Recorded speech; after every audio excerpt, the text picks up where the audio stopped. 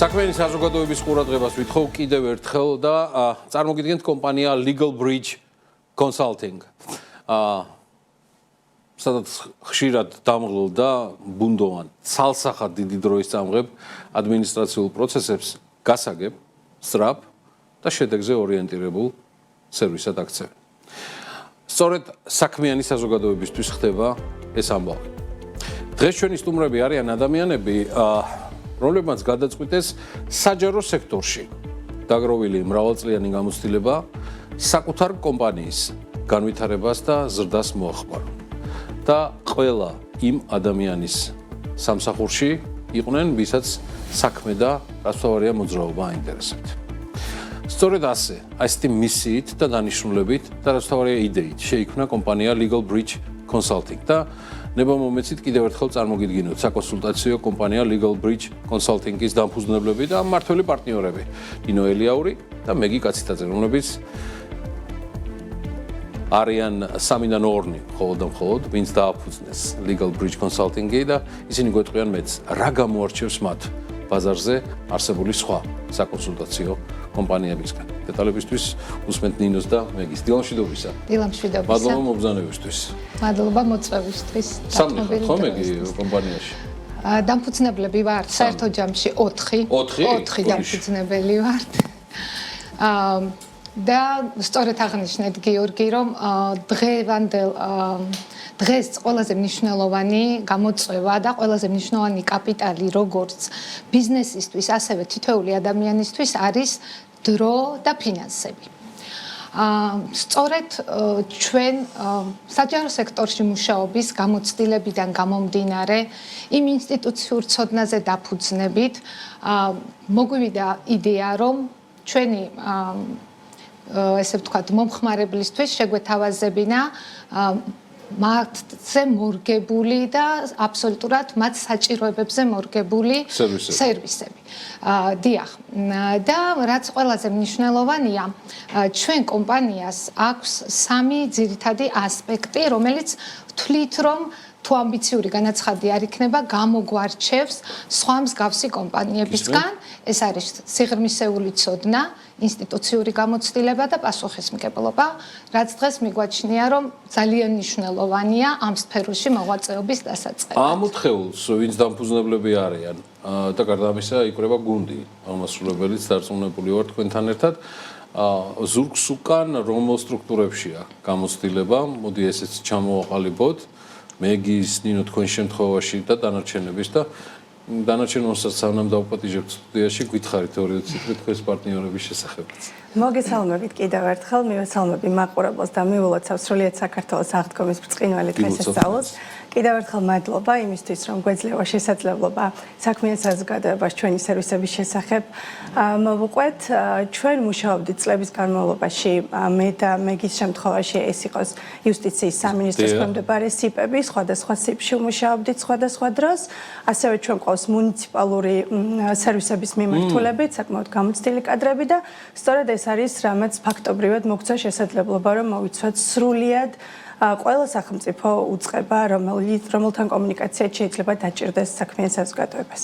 შესაბამისად, შეგვიძლია თუ არა თქვათ შემდეგი რამ მეგი, რომ არ დარჩება მიმართულება, როცა საქმიან ადამიანს, როგორც თქვენ ბრძანეთ, შეიძლება რომ დაუზოგოთ დრო და ფინანსები, რაშიც უკვე კონკურენციაში შევალთ სხვა საკონსულტაციო კომპანიებთან, ცხადია ბაზარი ამას იოლად განჭრեց. ნებისმიერი სწრაფი გადაწყვეტილებიდან გამომდინარე ბიზნესის ახასიათებს და იციან, რომ ფაქტიურად არ რჩება მოუცველი არც ერთი ადმინისტრაციული ორგანო და მიმართულება. დიახ, თამამად შეგვიძლია განვაცხადოთ, ვინაიდან ჩვენ ზურგს გვიმაგრებს ძალიან ბევრი ყოფილი საჯარო მოსამსახურე, სხვადასხვა მიმართულებით, მქონე გამოცდილებით და მოგეხსენებათ, რომ ერთი საჯარო სერვისის მიღება ხშირად დაკავშირებულია რამდენიმე უწყების კომპლექსურ ჩართულობას საჭიროებს ამ სერვისის მიღება. ერთთან ვერ ამოწურა ვერაფერს გამოდის. შესაბამისად, აი სწორედ ეს ჩვენი გუნდურობა განსაზღვრავს და არის იმის საფუძველი, რომ თავიდანვე მომხმარებლისთვის სწორი სტრატეგია შევარჩიოთ, შესაძლოა რამდენიმე ალტერნატიული შესაძლებლობიდან გამომდინარე გადაწყვეტილებები შევაჯეროთ გუნდურად სხვადასხვა უწყებებში მიღებული ცოდნების, ამ უწყებებში დაგროვილი გამოცდილების და იქ არსებული პროცედურების და პრაქტიკული უნარჩვევების გათვალისწინებით, რაც ჩვენ გუნდის წევრებს გააჩნიათ. შესაბამისად, ეს გვაძლევს ზუსტად იმის საშუალებას, რომ კომპლექსურად შევთავაზოთ ჩვენ მომხმარებელს სტრატეგია, რომელიც ყველაზე მოკლე დროში მას მიიყვანს სასურველ შედეგამდე და ასევე თუ ამბიციური განაცხადი არ იქნება, ჩვენ გვაქვს იმის მოლოდინი, რომ ჩვენ მომხმარებელს შევთავაზებთ ძალიან მაღალი სტანდარტის მომსახურებას, რაც ჩვენთვის ასეთი ღირებული იყო საჯარო სექტორში მუშაობის პერიოდში და ამას იგრძნობს ჩვენი მომხმარებელი პირველი კონსულტაციიდან, პირველი კომუნიკაციიდან ბოლო შედეგამდე. სანამ ამ ყველაფერს პრაქტიკულ აღწერილობაზე გადავალ, როგორც სიმულაცია მინდა დავთქვა, ჩემი თავისა, როგორც მოქმედი ბიზნესმენისა, ნინო, ესეთი კითხვა. მეგის და თქვენი ნასაუბრებიდან გამომდინარე, კითხვა იდეაში ორთავესთან არის. ეს საჭიროებები ბიზნესისთვის ადმინისტრაციულ ორგანოებთან ურთიერთობაში არის მუდმივად სვლადი. შემოდის ახალი რეგულაციები, წესები, ეს მუდმივად იცვლება. თქვენ უკეთ იცით ის, რაც შეიძლება ბიზნესმა თავისი საოპერაციო რუტინული დატვირთვიდან გამომდინარე არ იცოდეს. ჩემი კითხვა რაში მდგომარეობს? თქვენი დაკვირვებით, როცა legal breach consulting-ს აყალიბებდით, რა იყო ის ყველაზე მეტად მოთხოვნადი სერვისები, რომელიც მომდინარეობდა ბიზნესისგან, რომ ისინი ეძებდნენ ადამიანებს, ვისაც გადააბარებდნენ ამ საქმეს და ისინი მათ სრულად შეუკრავდნენ. არსებობს თუ არა ერთგვარი ჩამონათვალი იმ საჭიროებებისა, რაც გამორჩეულად სჭირდება ბიზნეს და საზოგადოებას, რომ მათ ყავდეთ სრულფასოვანი წარმომადგენელი ადმინისტრაციულ ორგანოებში. დიახ, როგორც აღნიშნეთ, ჩვენ ბევრი წლის მანძილზე გვქონდა უშუალო კომუნიკაცია მომხმარებელთან და მათ შორის ბიზნესის წარმომადგენლებთან და ეს საჭიროებები წლების მანძილზევე, ეს არ არის რაღაცა ცალსახად შესწავლილი მცირე დროის მონაკვეთში, ეს მუდმივად ვაკვირდებოდით ამ პროცესს, რაც არის გამოკვეთილი და მნიშვნელოვანი, ეს არის სწორი კომუნიკაცია სახელმწიფო უწყებებთან, დროის დეფიციტი, რაზეც ვისაუბრეთ და კიდევ ერთხელ გამეორდები, რომ ეს არის დროის დეფიციტი დღეს ყველასთვის და განსაკუთრებით ბიზნეს წრეებისთვის და სანდოობა და სწორი სტრატეგიის განსაზღვრა ამ პროცესში, რაც ხშირ შემთხვევაში არის ხოლმე გადამწყვეტი, რადგან საკითხებს ასეთ ცალსახად იურიდიულ საკითხებს არ აქვს ერთი გადაწყვეტა.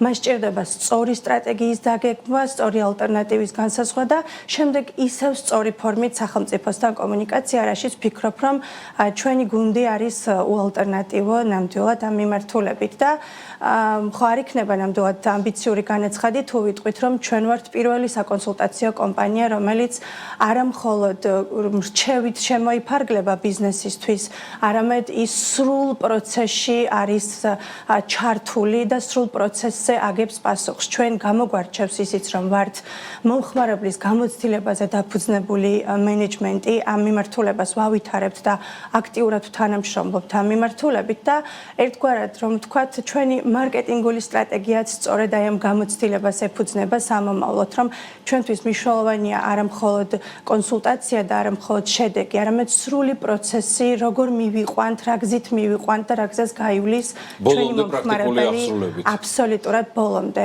სრულ პროცესს ვკურირებთ განსხვავებით სხვა ნებისმიერი იურიდიული კომპანიისგან. კი, ზუსტად ასეც არის და მეც ამიტომაც დავინახე ეს ყველაფერი და ამიტომაც გთხოვეთ ქალების ნარატივის ეთერში თქვენი სტუმრობის შემდეგ მობრძანება.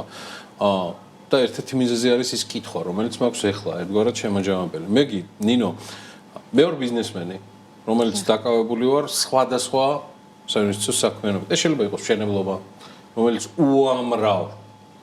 უამრავ ნებართვასთან და დეტალთან არის ისეთთან დაკავშირებული, რომელზეც ლეგენდები დადის ამ სიტყვის პირდაპირ მნიშვნელობით.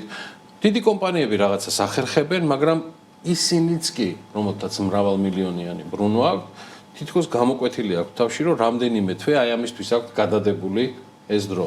იყოს მშენებლობა, იყოს ვაჭრობა, იყოს ექსპორტ-იმპორტის ოპერაციები, იყოს ბანალური ნებართვის სისტემა, რომელიც შეიძლება ფიზიკურ პირს კონდეს და არ სურს ჩაიკარგოს, როგორც შესავალში მომიწია თქმა, იმ ლაბირინთებში, რომელიც არის. მოვედი legal bridge consulting-ში. რა ხდება ამის შემდეგ?